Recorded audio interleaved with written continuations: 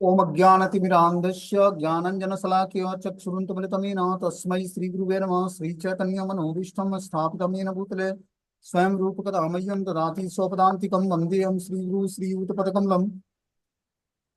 श्रीगुरून् वैष्णवाचं श्रीरूपं साग्रजातं सागण रघुनाथान्वितं तं सजीवं साद्वैतं सावधूतं परिजनसहितं कृष्ण चैतन्य देवं श्रीराधा कृष्ण पादान सागणभूता श्री विशाखान्विताश्च नारायणं नमस्कृत्यं नरं चैव नरोत्तमं देवीं सरस्वतीं व्यासं ततो जयमुदीरयेत्।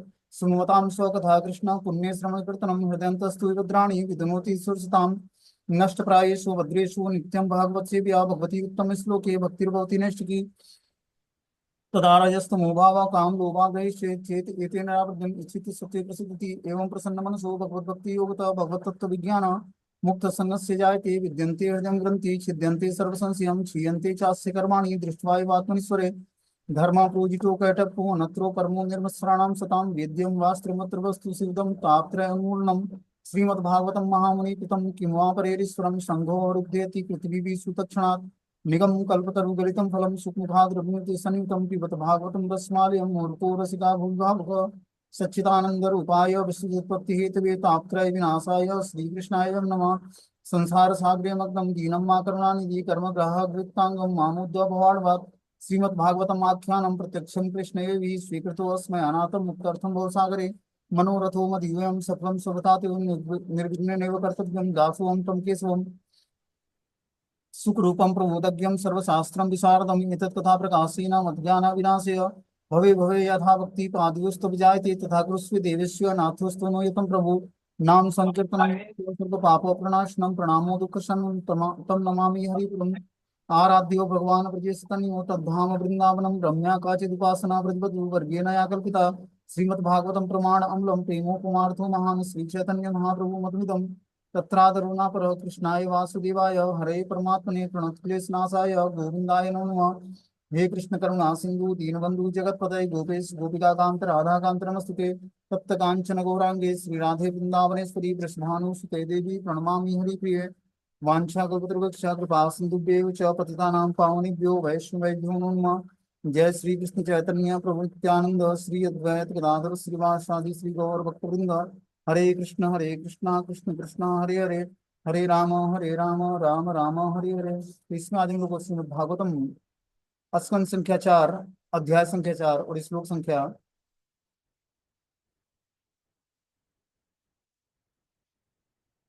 14 नंबर पढ़ना है।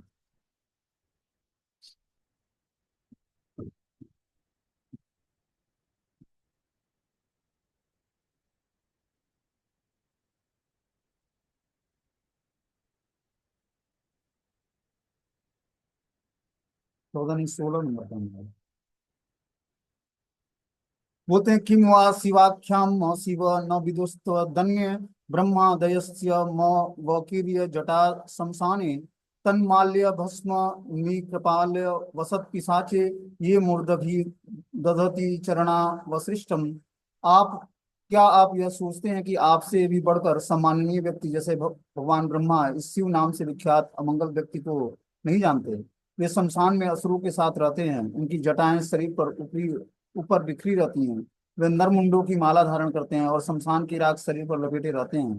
किंतु इन अशुभ गुणों के होते हुए भी ब्रह्मा जैसे महापुरुष उनके चरणों पर चढ़ाए गए फूलों को आदर पूर्वक अपने मस्तक पर धारण करके उनका सम्मान करते हैं। देखो क्या बता रहे हैं, मैत्रेय ऋषि बता रहे हैं कि जो है आप आपसे भी बढ़कर सम्माननीय व्यक्ति ब्रह्मा जी हैं, क्योंकि दक्ष जो है ब्रह्मा जी का पुत्र है। बोल रहे हैं इस शिव नाम से विख्यात जिस व्यक्ति को आप अमंगल बोल रहे हैं वो शमशान में असुरों के साथ रहते हैं। उनकी जटाएं शरीर पर बिखरी होती हैं। वो नर के मुंडों की माला धारण करते हैं, शमशान की राख शरीर पर लपेटे रहते हैं। किंतु इन अशुभ गुणों के होते हुए भी ब्रह्मा जैसे महापुरुष उनके चरणों पर चढ़ाए गए फूलों को आदर पूर्वक अपने मस्तक पर धारण करते हैं और सम्मान देते हैं। यह भगवान शिव की स्थिति है।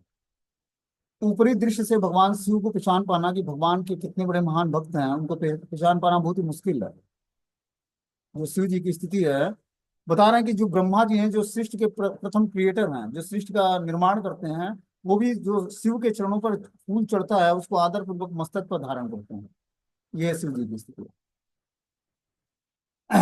और दक्ष उनको सम्मान देने से मना कर रहा है।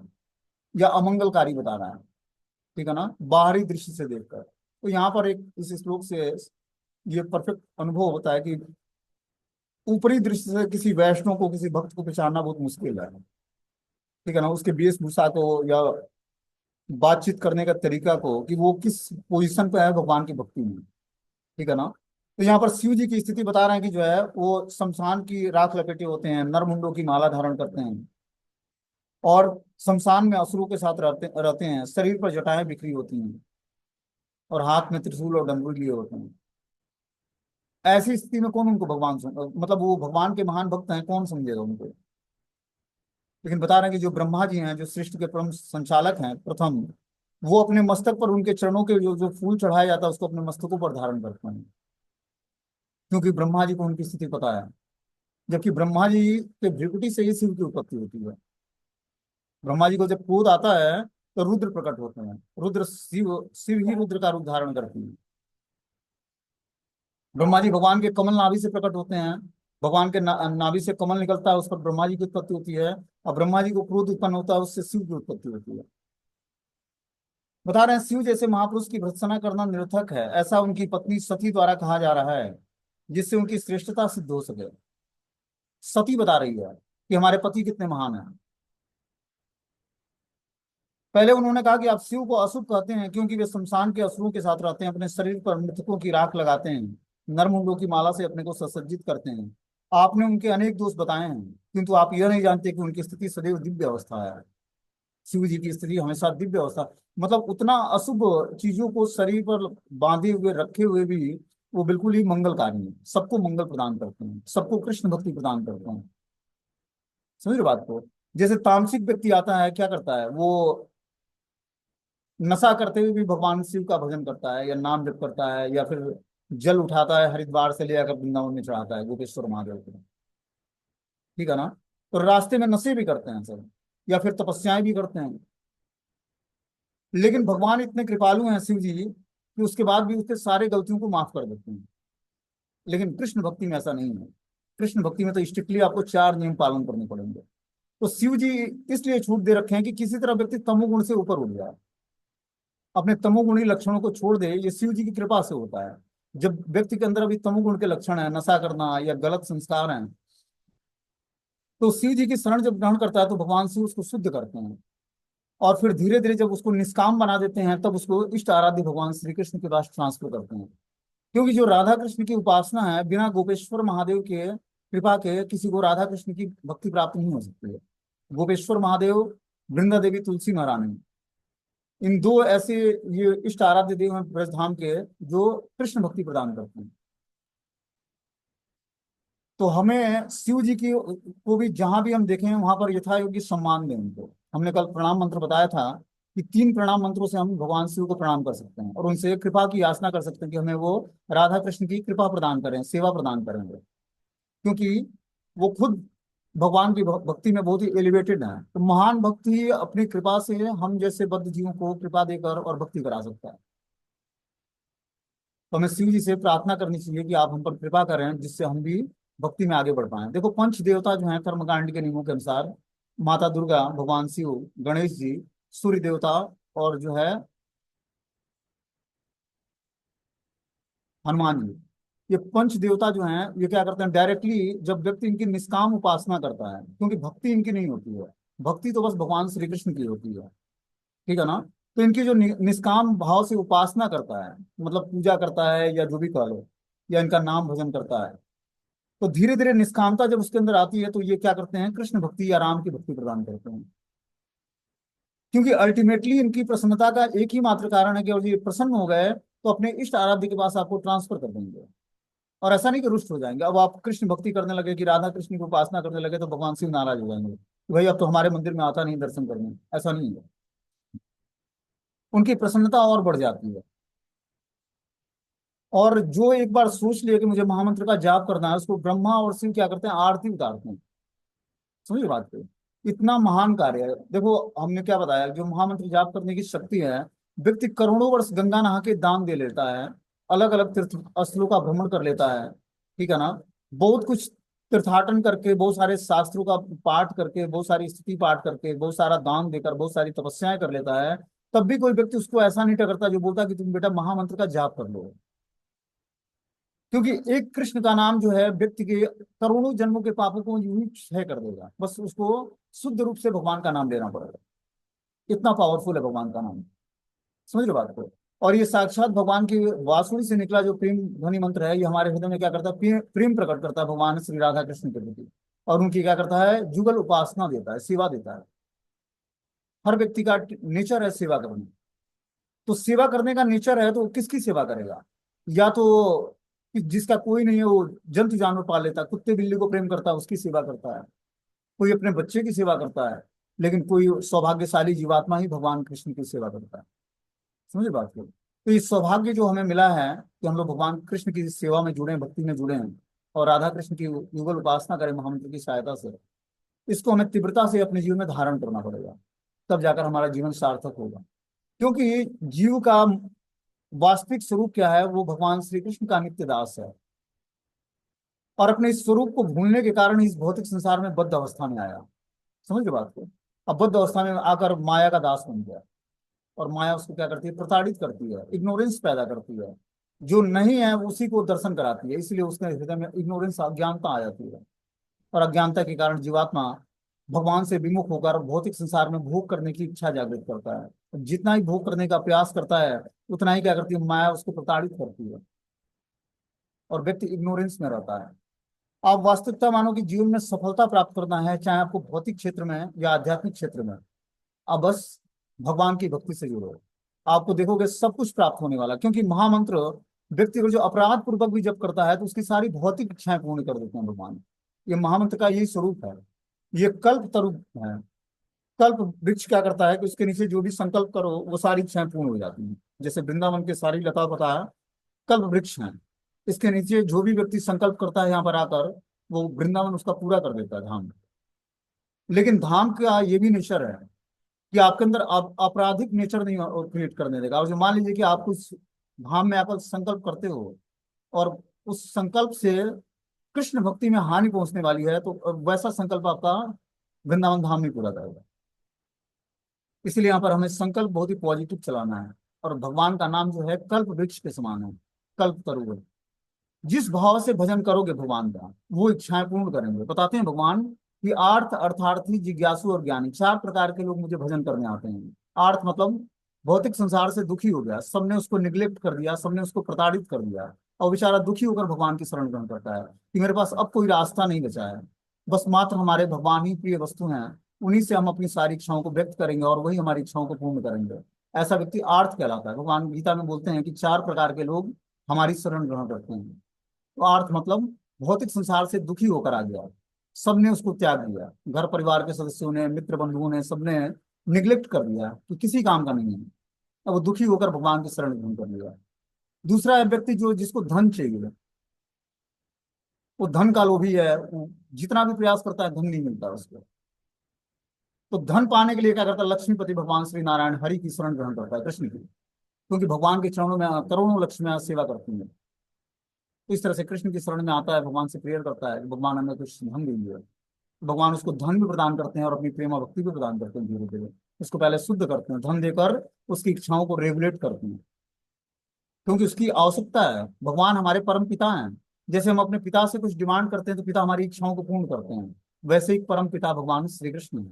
जब हम श्री कृष्ण से अपनी हर प्रॉब्लम को बोलेंगे तो हमारी प्रॉब्लम को सुनेंगे और उसको सॉल्व करेंगे।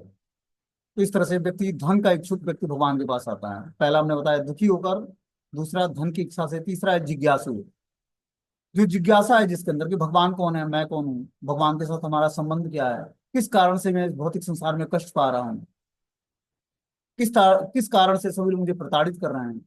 ये जिज्ञासा करता है, शास्त्रों को देखता है, पढ़ता है, मंदिर आता है, भगवान से प्रार्थना करता है, भगवान हमारे अंदर ये जिज्ञासाएं हैं, इसको तृप्त करिए। भगवान अपने भक्तों से उसको मिला देते हैं।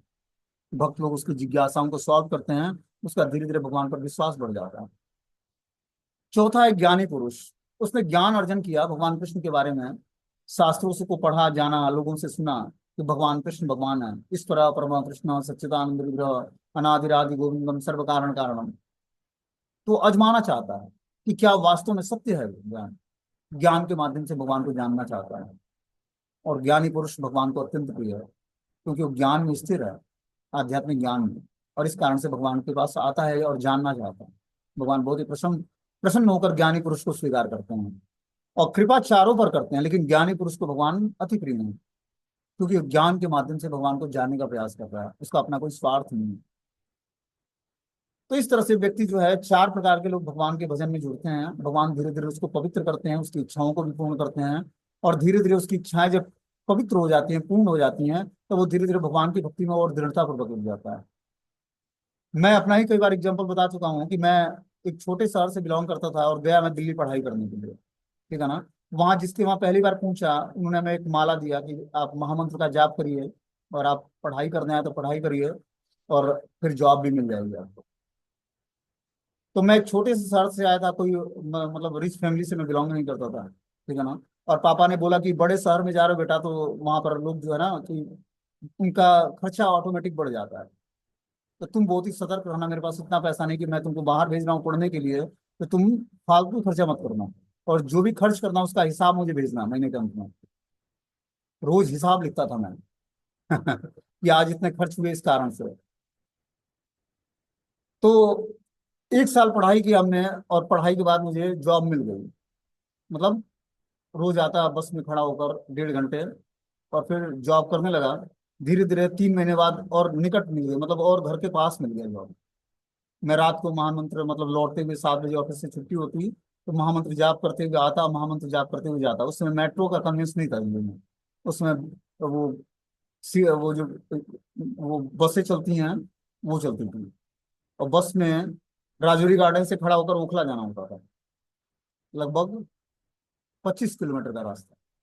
और बस में इतनी भीड़ जिस तरह मुंबई के ट्रेनों में भीड़ होती है, क्योंकि उस समय कन्वेंस इतने नहीं होते। और भगवान पर ऐसे विश्वास बढ़ता गया कि धीरे धीरे मैं नाम जपता गया, और मेरे जॉब में चेंजेस आते गए। और कुछ भगवान ने चेंज नहीं किया, हमारे जॉब में चेंजेस आते गए, भगवान का विश्वास बढ़ता गया हमारा। क्योंकि हमारी इच्छा थी कि मुझे धन प्राप्त करना है, और मुझे अपना जीवन, मतलब पिता से धन नहीं लेना है, और अपने पैर पर खड़ा होना है, और क्या करना है, मुझे पढ़ाई करनी है और भगवान की भक्ति में जुड़ना है। उम्र कितनी थी? 21 बरस। और इस तरह से मैं जब जुड़ा 2005 में, वो याद है दिन मुझे। मैं जिस व्यक्ति के घर पहले गया, उन्होंने गौर निताय का प्रसाद खिलाया, पपीता, और बोला ये माला लीजिए, आप माला महामंत्र का जाप कीजिएगा, और जो भी आपकी इच्छाएं धीरे धीरे भगवान पूर्ण करेंगे। धीरे धीरे आपको जॉब भी मिल जाएगी, आप पढ़ाई लिखाई भी अच्छे तरीके से कर पाएंगे। और जैसा बोला था वैसे ही परफेक्ट हुआ, तो मेरा वास्तव में विश्वास बढ़ गया। बोला कि आप कभी कभी मंदिर जाया करिए, मतलब आप जहाँ रहेंगे वहीं पे पास में मंदिर होगा, आप मंदिर भी विजिट करिएगा संडे संडे। मैं मंदिर भी जाने लगा, धीरे धीरे जुड़ गया, और फिर भक्ति करने लगा। धीरे धीरे विश्वास बढ़ने लगा, और ऐसा टाइमिंग भगवान ने सेट कर दिया। फिर धीरे धीरे कन्वेंस की फैसिलिटी मिल गई, और टाइमिंग ऐसा सेट कर दिया कि सुबह शाम आरती करना हमें बहुत अच्छा लगता था, क्योंकि मैं मंदिर आरती से ही आकर्षित होकर मैं मंदिर गया था। तो भक्त लोग पूछते, जो हमारे साथ के जो पार्टनर थे, रूम पार्टनर, पूछते थे कि तुम सुबह सुबह 4:30 बजे कहाँ जाते हो। मैंने बोला कि धौला कुआं में ना छावनी है मिलिट्री वालों का, उसमें घुड़दौड़ होती है सुबह सुबह। मुझे घोड़ा का दौड़ देखना बहुत अच्छा लगता है। अब उनको क्या बताऊं कि मैं मंगला आरती, वो जाने नहीं देते, क्योंकि वो सब भौतिकतावादी व्यक्ति थे।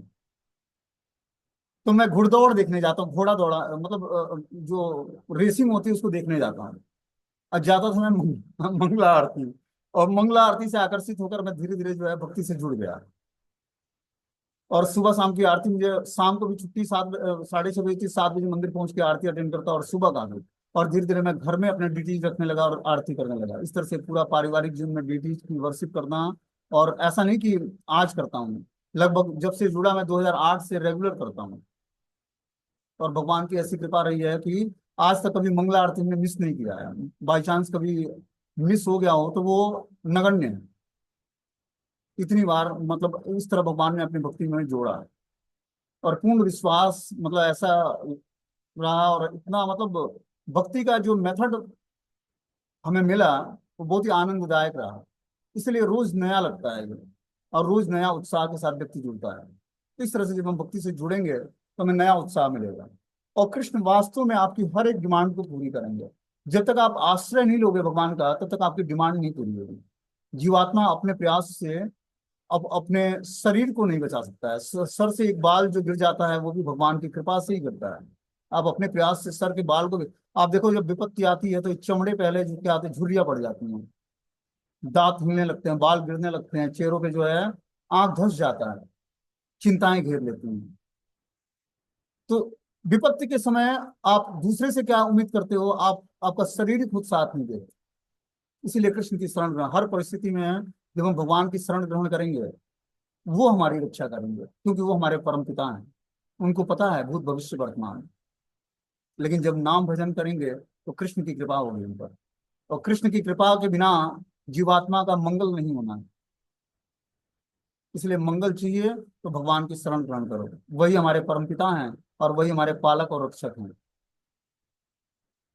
मैंने प्रैक्टिकली अपने एग्जाम्पल मतलब जीवन जैसा रहा है मेरा, जब से मैं बाहर पढ़ने आया, और जो जो स्थिति को देखा और झेला है, वो उसमें साधारण व्यक्ति टिक ही नहीं पाएगा। लेकिन ऐसी गुरु कृपा रही, ऐसी भगवान की कृपा रही कि मेरा विश्वास इस बात पर बढ़ता गया, जिसके कारण मुझे पूरा प्रोटेक्शन है। और मैं 10-12 साल से अकेले रहता है, कोई मेरे साथ नहीं रहता। और ऐसा नहीं कि कोई मुझे सपोर्ट करता है कि चलो कुछ धन दे दे या फिर कुछ बता दे, कोई रास्ता बता दे, ऐसा कुछ नहीं है। अकेला जीवन है, लेकिन है बहुत आनंद में। कभी आज तक ये रियलाइजेशन नहीं हुआ कि मैं अकेला रहता हूँ। समझ बात को? क्या वो भगवान की कृपा रही, गुरु की कृपा रही। इस तरह से जब हम भगवान और गुरु की कृपा पर आश्रित होंगे, तब हमारा जीवन मंगलमय होगा। अभी हम धन पर आश्रय लेते हैं, घर के साथ सामानों पर आश्रय लेते हैं, माता पिता का आश्रय लेते हैं, दोस्तों का आश्रय लेते हैं। लेकिन वो आश्रय क्या होता है? धोखा देने वाला होता है, या अपनी इच्छाओं को तृप्त करने वाला होता है, या अपने स्वार्थ को की पूर्ति करने वाला होता है। लेकिन जो स्वार्थ हम गुरु और भगवान से जो अपना हम रिलेशनशिप बनाकर और भगवान की भक्ति को स्वीकार करते हैं, वो स्वार्थ नहीं है, वो क्या है? प्रेम है। जीवात्मा का भगवान से और गुरु से एक यूनिक संबंध है। गुरु कोई साधारण तत्व नहीं है, गुरु क्या है? साक्षात परम ब्रह्म है। स्वयं श्री कृष्ण ही गुरु बनकर आते हैं। तो हर एक जीवात्मा का धर्म क्या है? गुरु की शरण ग्रहण करना और उनके माध्यम से भक्ति को जानना। जितना ही हमारा फेथ अपने गुरु पर और शास्त्रों पर और भगवान पर होगा, उतना ही हम इस भौतिक संसार में सुरक्षित अपने को अनुभव करेंगे। समझ रहे बात को? तो इस तरह से जब व्यक्ति भगवान की शरण ग्रहण करता है, तो पूर्ण रूप में भगवान उसको सुरक्षा प्रदान करते हैं। और श्रद्धा शब्द विश्वास के लिए सुदृढ़ निश्चय, कृष्ण भक्ति के लिए सर्वकर्म कृत है। श्रद्धा शब्द विश्वास, जब व्यक्ति श्रद्धा करता है किस पर? साधु, शास्त्र और गुरु पर। तो श्रद्धा शब्द विश्वास के लिए उसका विश्वास धीरे धीरे बढ़ता है, और उसके अंदर सुदृढ़ निश्चय आती है कि कृष्ण भक्ति के लिए सर्वकर्म कृत है, कि श्री कृष्ण की भक्ति करके हमारे सारे कर्म कृत्य हो जाएंगे, संपन्न हो जाएंगे। और इस तरह से भगवान के भक्त लोग भगवान की दृढ़ श्रद्धा से सेवा में जुड़ते हैं। सेवा उनको क्या करता है? आनंद प्रदान करता है। देख, जीवात्मा स्ट्रगल करता है। शुरुआत में पढ़ाई करता है, पढ़ाई करके जॉब भी पा लेता है, फिर सोचता है कि थोड़ा सा और मैं धन कमा लूं, विवाह शादी कर लूं, संपन्न हो लूं, भगवान का भजन तो बुढ़ापे में भी हो जाएगा। लेकिन ऐसा नहीं है।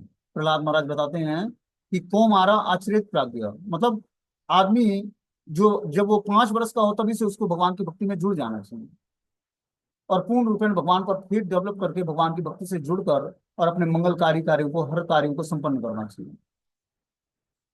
तो पढ़ाई लिखाई के साथ साथ, जॉब बिजनेस के साथ साथ, परिवार का पालन पोषण के साथ साथ, जब तक हम भगवान का भजन नहीं करेंगे, तब तक हमारा पूर्ण कार्य, कोई भी कार्य मंगलकारी नहीं होगा। क्योंकि अपने प्रयास से जीवात्मा कुछ नहीं कर सकता। उसके कर्म ऐसे हैं, उसको घसीट कर फिर से उसी नरक में ले जाएंगे जहां से निकल के वो बाहर आया है। समझ रहे बात को? इतना ये कठिन रास्ता है। जीवन जीना इतना आसान नहीं है, बहुत मुश्किल है ये। जीवन मिलना भी मुश्किल है मनुष्य का, और मनुष्य जीवन जीना भी बहुत मुश्किल है। क्योंकि इस जीवन में जो कर्म व्यक्ति करेगा, उसी कर्मों पर उसका अनेक जन्म निर्धारित हो जाएगा। समझ रहे बात को? और अनेक जन्मों के कष्टों को पाते पाते फिर से जीवात्मा को मनुष्य जीवन मिलेगा या नहीं मिलेगा, ये इसकी कोई गारंटी नहीं है। इसलिए सतर्क होकर क्या करना है? कृष्ण का आश्रय, आपके हृदय में बैठे परमात्मा ही आपके वास्तविक गुरु हैं। हो सकता है कि बाहर का गुरु आपको जो पढ़ाता हो या समझाता हो या दीक्षा देता हो चीट कर जाए, लेकिन जो हृदय में बैठे परमात्मा है वो चीट नहीं करेंगे। वो आपको एक ऐसा रास्ता दिखाएंगे जिस पर चलकर आपका जीवन मंगलकारी हो जाएगा। हर व्यक्ति के लिए आवश्यक है ये ज्ञान सीखना। इसीलिए क्या करें, हमें शास्त्रों की बातों को सुने, भगवत गीता भागवतम के ज्ञान को सुनकर उस हिसाब से जीवन को ऑपरेट करना सीख जाओ। तब क्या होगा, जीवन पूर्ण रूपेण मंगल और स्वतंत्र हो जाएगा। आपको किसी की जरूरत ही नहीं पड़ेगी। जिसका एग्जाम्पल मैं हूँ, मैं वास्तव में बता रहा हूँ, किसी की जरूरत नहीं है जीवन में। जीवन में जरूरत किस बात की है? बस भगवान का भक्त के भजन की, बस। और किसी की जरूरत नहीं है। न तो आनंद प्राप्त करने के लिए, न जीवन जीने के लिए। सब कुछ था, ऐसा नहीं था कुछ नहीं था। माता पिता भाई बहन दोस्त परिवार धन दौलत घर गृहस्थी सब कुछ। किसी भी चीज की कमी नहीं दी है भगवान ने। लेकिन बताया जीवन में कि ये सब चीजें परमानेंट नहीं है। परमानेंट क्या हूं मैं? परमानेंट हूं। इसलिए मुझे स्वीकार करो। और मैं स्वीकार करने को तैयार नहीं था, भगवान ने स्वीकार कराया कि स्वीकार कर ले। न तो कोई भक्त परमानेंट है तुम्हारे साथ, न कोई गुरु परमानेंट है, न तेरा धन कोई परमानेंट है, न कोई घर परिवार परिवार परमानेंट है। परमानेंट तो बस भगवान श्री कृष्ण ही है। ये रियलाइजेशन कराया।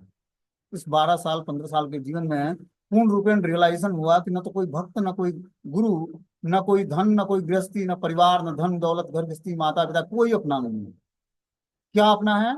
कृष्ण भक्ति ही अपनी है। यही एकमात्र ऐसा धरोहर भगवान ने रियलाइजेशन करके अभी दिया तो नहीं है, लेकिन कुछ रस आता है जिससे हमारा विश्वास है उन पर। तो ऐसा विश्वास सबको डेवलप करना है। ये तभी होगा जब हम भौतिक चीजों का आश्रय छोड़ेंगे और कृष्ण का आश्रय ग्रहण करेंगे। और फिर जाकर हमारा विश्वास भगवान पर बढ़ता जाएगा। अभी हम बहुत सारे आसक्तियों को पाल रखा है हमने, उम्मीदों को पाल रखा है अलग अलग लोगों से। हमें लगता है कि कोई गुरु हमें भगवत प्राप्ति करा देगा, या कोई हमारा परिवार के सदस्य हमें आनंद प्रदान कर देगा, या धन धन या घर हमारा जो है हमें सुरक्षा प्रदान कर देगा। लेकिन कोई किसी को कृष्ण राखे कृष्ण मारे करे, और मारे कृष्ण राखे के। जिसको स्वयं कृष्ण रक्षा करेंगे उसको कोई मार नहीं सकता है। और जिसको स्वयं भगवान मारना चाहे उसकी कोई रक्षा भी नहीं कर सकता है। और जे पर कृपा राम की हुई ऊपर कृपा करे सबको हुई। जिस पर राम की कृपा होगी उसी पर सभी लोग कृपा करेंगे। ये पूर्ण सत्य बात है। कोई किसी पर इस भौतिक संसार में न तो कोई गुरु, न कोई वैष्णव, न कोई संसार का कोई व्यक्ति कृपा करता है। जब राम की कृपा होती है तो सब उस पर कृपा करते हैं। सब देख के हैरान होते हैं और हृदय से आशीर्वाद। आप बैठ के भजन करो, आप पर कृपा करने वाले आकर कृपा करेंगे। आपको कहीं जाने की नहीं है जरूरत। और हमारा बर्थडे है, आप हमें आशीर्वाद दे दीजिए। आपको बैठ के बस भजन करना है। कृष्ण भेजेंगे कृपा करने के लिए कि जाओ और इस पर कृपा करके आओ। और वो कृपा करे, उस चाहेगा नहीं कृपा करना, उसके हृदय से आशीर्वाद निकलेगा। ये है कृष्ण कृपा। कृष्ण कृपा के लिए किसी से याचना नहीं करनी होती। बस उनका नाम स्मरण करो, भजन करो। वो भेजेंगे महात्माओं को, तुम्हारे पास चल के आएंगे महात्मा आशीर्वाद देने के लिए। साक्षात प्रैक्टिकल एग्जाम्पल है। इसलिए भजन ही वास्तविक सार है जीवात्मा। नाम जब भजन नहीं हुआ तो जीवन में कुछ प्राप्त नहीं होना है। अपने प्रयास से न तो भौतिक सफलता मिलेगी, ना आध्यात्मिक सफलता। सफलता चाहिए तो मात्र कृष्ण का नाम ही। कलयुग केवल नाम आधारा। बस नाम पर ही कलयुग टिका हुआ है, और कोई दूसरा साधन है ही नहीं। इसलिए जीवात्मा को क्या करना है? भगवान के नाम का कीर्तन से जुड़ना है। जब कृष्ण भजन करेगा तब उसका धीरे धीरे मंगल और कल्याण होगा। ठीक है ना? वही यहाँ पर बता रहे हैं कि क्या आप यह सोच सकते हैं कि आपसे भी बढ़कर सम्माननीय व्यक्ति जैसे भगवान ब्रह्मा इस शिव नाम के विख्यात अमंगल व्यक्ति को नहीं जानते? तो शिव जी अमंगलकारी नहीं है, क्या है? मंगलकारी है। जब उनसे हम प्रेयर्स करते हैं तो क्या करते हैं? हमें कृष्ण भक्ति प्रदान करते हैं। बोलते हैं कि चूंकि सती साध्वी स्त्री थी और शिव की पत्नी थी, अतः उसका कर्तव्य था कि वे शिव के उच्च पद को केवल भावनाओं से वरना तथ्यों के आधार पर स्थापित करे। तो शिव जी की पत्नी सती थी, वो भावनाओं के आधार पर अपने पति को सत्य साबित नहीं करना चाहती थी। वो तथ्यों के आधार पर स्थापित करती है कि भगवान शिव पवित्र हैं, और बताती है कि जो ब्रह्मा जैसे महापुरुष हैं, जो आपके पिता हैं दक्ष महाराज, वो भी शिव के चरणों पर चढ़े हुए फूल को क्या करते हैं? अपने मस्तकों पर धारण करते हैं। ये है शिव की स्थिति। शिव कोई सामान्य जीवात्मा नहीं है, ये शास्त्रों का मत है। वे न तो भगवान के स्तर पर हैं, न सामान्य जीवात्माओं के स्तर पर हैं। वो भगवान के स्तर पर भी नहीं है। और भगवान शिव को भगवान कृष्ण के नाम से तुलना भी नहीं की जा सकती है। शिव और ब्रह्मा के नाम को भगवान कृष्ण के नाम से तुलना करना अपराध है। लेकिन शिव को परम वैष्णव के रूप में स्वीकार करना हमारी रिस्पॉन्सिबिलिटी है। कि शिव जी परम वैष्णव हैं, उनका आदर करना, रिस्पेक्ट करना, उनसे कृपा की याचना करना हर एक जीवात्मा को जो भक्ति कर रहा है उसका धर्म है। बोले किसी साधारणतः यह पद इस ब्रह्मांड की सबसे पवित्र जीवात्मा द्वारा ग्रहण किया जाता है। इस प्रकार शिव का पद वैधानिक रूप से ब्रह्मा से सदैव ऊंचा रहता है। यद्यपि शिव जी ब्रह्मा के पुत्र रूप में उत्पन्न हुए हैं, यहाँ इसका उल्लेख है कि ब्रह्मा जैसे पुरुष भी शिव के चरणों की तथाकथित अशुद्ध धूल तथा फूलों को स्वीकार करते हैं। ब्रह्मा के वंशज 9 महर्षियों में से मरीचि, अत्रि, भृंगु इत्यादि भी शिव का इसी प्रकार आदर करते थे, क्योंकि उन्हें ज्ञात था कि शिव जी कोई सामान्य जीवात्मा नहीं है। तो ब्रह्मा जी के जितने भी पुत्र हुए, मरीचि, अत्रि, भृंगु, इस तरह से 9 महर्षि हुए ब्रह्मा जी के पुत्र। किसी ने भी शिव जी को साधारण जीवात्मा नहीं माना, और सभी ने उनको अपना इष्ट आराध्य मानकर उनके उनका भजन किया, उनसे प्रार्थनाएं किया कि आप हमें कृष्ण की भक्ति प्रदान करें। और इस तरह से शिव जी बहुत ही पूजनीय बताए जा रहे हैं इसमें। आगे इसमें बता रहे हैं कि जब शिव जी के पद को ब्रह्मा मानते हैं तो सती के पिता दक्ष को भी यह मानना चाहिए था। सती के कथन का यही तात्पर्य है कि वे वास्तव में अपने पिता के घर उत्सव में सम्मिलित होने नहीं आई थी। यद्यपि आने के पूर्व उन्होंने अपने पति से यही तर्क दी थी कि वे अपने बहनों तथा माता से भेंट करना चाहती है। यह एक पूरी दलील थी, क्योंकि अपने अंतःकरण में उसने यह भाव बना रखा था कि अपने पिता दक्ष को आश्वस्त करेगी कि शिव से विरोध करना बनाए रखना वृथा है। यही उसका मुख्य उद्देश्य था। किंतु जब वे अपने पिता को समझ पाने में असमर्थ हो गई, तो उन्होंने पिता द्वारा प्रदत्त शरीर को त्याग दिया, जैसा कि अगले श्लोकों में मिलेगा। अब जो है, जब पिता ने देखा कि जब दक्ष प्रजापति ने यज्ञ संपन्न किया, उसमें कहीं भी भगवान शिव का स्थान नहीं रखा, शिव को कोई भाग नहीं मिला। और सती यही देखने आई थी कि क्या हमारे पति जो शिव जी हैं, उनको यज्ञ में स्थान मिलता है, या यज्ञ में हवि दी जाती है या नहीं दी जाती है। जबकि सारे देवताओं को हवि दी गई, मतलब हवन दिया गया यज्ञ में नाम उच्चारण करके, लेकिन भगवान शिव को नहीं दिया गया। जबकि भगवान जो है महादेव, महादेव कहलाते हैं, सारे देवताओं के भी इष्ट आराध्य हैं। तो इस तरह से उस यज्ञ में जो दक्ष यज्ञ कर रहा था, उसमें भगवान शिव का कोई स्थान नहीं था। और ये देखकर, अपने पति का अपमान देखकर क्या करती है दक्ष प्रजापति की कन्या सती, शरीर त्यागने का प्रयास करती है। आगे बता रहे हैं कि सती ने आगे कहा कि यदि कोई किसी निरंकुश व्यक्ति को धर्म के स्वामी या नियंत्रक की निंदा करते सुने, और यदि उसे दंड देने में समर्थ नहीं है, तो उसे चाहिए कि कान मूंद कर वहां से चला जाए। किंतु यदि वह मारने में सक्षम है, तो उसे चाहिए कि बलपूर्वक निंदक की जीभ काट ले और अपराधी का वध कर दे, तत्पश्चात अपने भी प्राण त्याग दे। और जो कहीं पर वैष्णव निंदा हो रही है, या वैष्णव का उचित सत्कार नहीं हो रहा है, या निरंकुश व्यक्ति को धर्म के स्वामी या नियंत्रक की निंदा करते सुने, तो उसे दंड देने में समर्थ नहीं है, तो क्या करना चाहिए। मान लो कि कहीं पर वैष्णव अपराध हो रहा हो, किसी वैष्णव को क्रिटिसाइज किया जा रहा हो, जो भगवान का भक्त है, तो आप अगर जो समर्थ हो तो उसको दंड दो, उसको। समर्थ नहीं हो तो कान मूंद कर वहां से चले जाओ। यदि वो मारने में समक्ष है तो सक्षम है, तो उसे बलपूर्वक निंदक की जीभ काट लेनी चाहिए। जो निंदा कर रहा है, वैष्णव अपराध कर रहा है, भक्तों को क्रिटिसाइज कर रहा है, उसकी जीवा काट लेनी चाहिए और अपराधी का वध कर देना चाहिए। तत्पश्चात अपने भी प्राण त्याग देना चाहिए। इतना घिनौना है किसी वैष्णव का अपराध सुनना या करना। बता रहे हैं सती ने जो तर्क दिया वह यह है कि जो मनुष्य किसी महान पुरुष की निंदा करता है वो अधम व्यक्ति है। किंतु उसी तर्क से दक्ष यह कहकर सफाई दे सकता था कि प्रजापति होने के कारण उसका पद इतना सम्माननीय था कि सती निंदा करने की बजाय उसके गुणों को स्वीकार कर सकती थी। किंतु इस तर्क का उत्तर यह है कि सती निंदा नहीं कर रही थी, वह तो सफाई दे रही थी। यदि संभव होता है तो वह दक्ष की जीभ काट लेती, क्योंकि उसने शिव की निंदा की थी। दूसरे शब्दों में, चूंकि शिव धर्म के रक्षक हैं, अतः जो कोई भी उनकी निंदा करता है उसका तुरंत वध कर दिया जाना चाहिए। ऐसे व्यक्ति को मारने के बाद स्वयं अपने प्राण त्याग देने चाहिए, यही विधान है। किंतु दक्ष सती का पिता था, इसलिए सती ने उसे मारने की अपेक्षा अपना प्राण दे देना उचित समझा। इस तरह से भगवान शिव का अपमान हो रहा था, तो सती को चाहिए था कि अपनी वो निंदा सहन न करे और क्या करे, दक्ष की जीभ काट ले। लेकिन दक्ष पिता था, तो ऐसा नहीं कर सकती थी। तो सती ने सोचा कि मैं अपने प्राण को अब त्याग दूंगी, यही हमारे लिए उचित, हमारा यही उचित निर्णय है कि मैं अपने शरीर का अब त्याग करूंगी। इससे उस पाप से मुक्ति मिल जाएगी जो उनके पति शिव का अपमान सुनकर किया है। मतलब शिव जी का अपमान सुनना भी सती के लिए क्या था, अपराध था। और इस अपराध का प्रायश्चित क्या सोचा उन्होंने कि मैं अपना शरीर त्याग दूंगी। श्रीमद् भागवतम में यह शिक्षा दी गई है कि किसी भी दशा में उस व्यक्ति की हरकतों को जो किसी महापुरुष का अपमान करता है सहन नहीं करना चाहिए। यदि कोई ब्राह्मण हो तो उसे चाहिए कि वो अपना शरीर न त्यागे, क्योंकि ऐसा करने से उसे ब्राह्मण वध का पाप चढ़ेगा। अतः ब्राह्मण को चाहिए कि वह उस स्थान को छोड़कर चला जाए, फिर अपने कान बंद कर ले। जिससे वह अपमान की बातें ना सुन सके। यदि वह क्षत्रिय है तो उसमें इतनी शक्ति होती है कि वह किसी भी व्यक्ति को दंड दे सके। अतः क्षत्रिय को चाहिए कि निंदक की जीभ तुरंत काट कर उसका वध कर दे। किंतु जहां तक वैश्य और शूद्रों का प्रश्न है, उसे चाहिए कि वह तुरंत अपने प्राण त्याग दे। सती ने अपना शरीर त्यागने का संकल्प किया, क्योंकि उसने अपने को शूद्रों और वैश्यों में से एक समझा। इस तरह से स्त्री होने के कारण उनको लगा कि मैं तो शूद्र या वैश्य कैटेगरी की हूँ, तो उसने उन्होंने अपना शरीर त्याग करना ही उचित समझा।